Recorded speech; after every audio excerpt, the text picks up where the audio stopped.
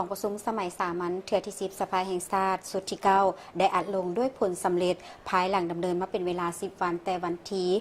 10-21 พฤศจิกายน 2025กองประชุมได้ค้นคว้าพิจารณาและหับฮ้องเอาหลายปัญหาสำคัญของชาติกองประชุมสมัยสามัญเทื่อที่10สภาแห่งชาติสุดที่9ได้อัดลงด้วยผลสำเร็จเข้าร่วมพิธีอัดกองประชุมโดยมีท่านทองนุชศรีสุริตได้การธิการใหญ่คณะบริหารงานศูนย์กลางภาคประธานประเทศผู้นำพรรครัฐอดีตการนำพรรครัฐสมาชิกรัฐบาลและสมาชิกสภาแห่งชาติก่อนพิธีอัดกองประชุมได้มีการรับรองและลงคะแนนเสียงรับรองเอามติสภาแห่งชาติมาโดยการรับรองเอาบทรายงานการจัดตั้งปฏิบัติแผนพัฒนาเศรษฐกิจสังคมแห่งชาติ5ปีครั้งที่9 2021ถึง2025ประจำปี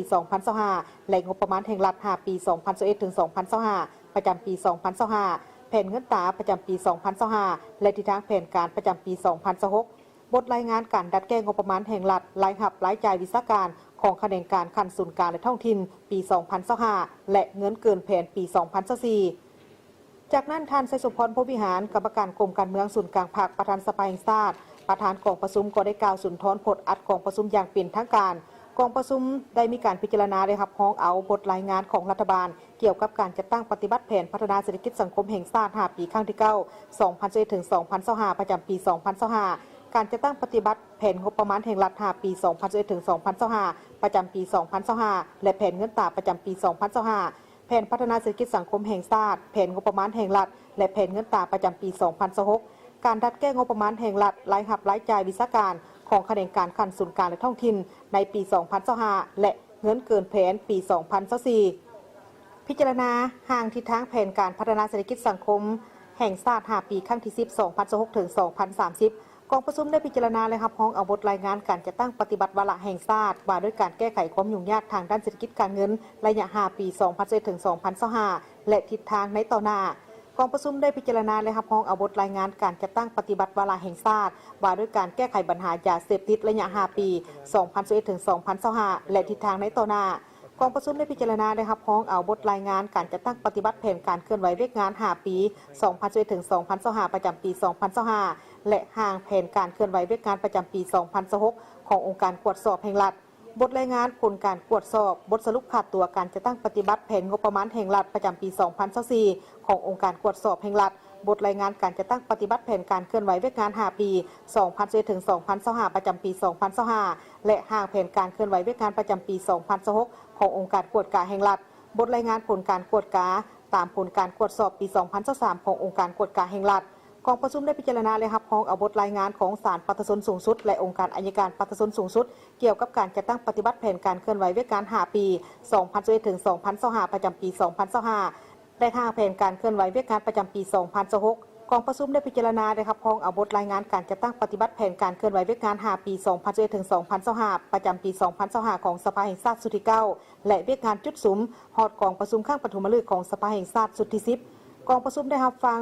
ท่านรองประธานสภาแห่งชาติเผยแพร่มติกรมการเมืองศูนย์กลางพรรคฉบับเลขที่ 26/กมสพลงวันที่ 12 กันยายน 2025เกี่ยวกับการเพิ่มทวีการนำภาษีนำขององค์คณะพรรคทุกขั้นต่อกับการเลือกตั้งสมาชิกสภาแห่งชาติสุดที่10และสมาชิกสภาปฏิสนธิขันแขวงสุดที่5และเสนอผลงานการเติบใหญ่ขยายตัวของสภาแห่งชาติ50 ปีและ5ปีของสภาแห่งชาติสุดที่9และสภาปฏิสนธิขันแขวงต่างหน้าคณะกรรมการเลือกตั้งระดับชาติรายงานเบื้องต้นเกี่ยวกับการกักเกี่ยมการเลือกตั้งสมาชิกสภาแห่งชาติสุดที่10และสมาชิกสภาปฏิสนธิขันแขวงสุดที่5และกองประชุมได้รับฟังการชี้แจงต่อคำซักถามของท่านนายกรัฐมนตรีบรรดาท่านในคณะรัฐบาลผลสรุปกองประชุมสมัยสามัญที่10ของสภาแห่งชาติสุดที่9ครั้งนี้แม้นมักผลร่วมยอดของสติปัญญาการเสริมขยายสิทธิประชาธิปไตยก็คือผลของการยกสูงความโศกทางด้านการเมืองของบรรดาท่านสมาชิกสภาแห่งชาติการตัดใจสูงของรัฐบาลองค์การรัฐที่เกี่ยวข้องที่มีความพยายามมีมาตรการตัวจริงในการแก้ไขความยากทางเศรษฐกิจการเงินให้ตกไปเทื่อละก้าวเพื่อสร้างความเชื่อมั่นของประชาชนต่อการนำพาของพรรครัฐบาลในภารกิจปกปักรักษาและพัฒนาประเทศชาติให้มีความหนักแน่นเข้มแข็งขึ้นเรื่อยๆกองประชุมสมัยสามัญที่10ของสภาแห่งชาติสุดที่9ได้รับผลสรุปอย่างจบงามคือดังกล่าวมานั้นก็ย่อมมีการนำพาอย่างใกล้ชิดจากกรมการเมืองศูนย์กลางพรรคคณะเลขาธิการศูนย์กลางพรรค ย้อนความรับผิดชอบสูงของรัฐบาลบรรดากระทรวงองค์การกวดกล้าองค์การกวดสอบศาลประชาชนสูงสุดและองค์การอัยการประชาชนสูงสุดขณะนั้นการเกี่ยวข้องในการร่วมใหม่ร่วมมือ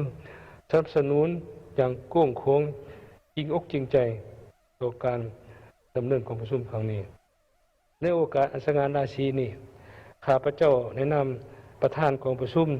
ขอประกาศปิดกองประชุมสมัยสามัญที่10ของสภาแห่งชาติชุดเก่าอย่างเป็นทางการนับแต่เวลานี้เป็นต้นไปขอขอบใจ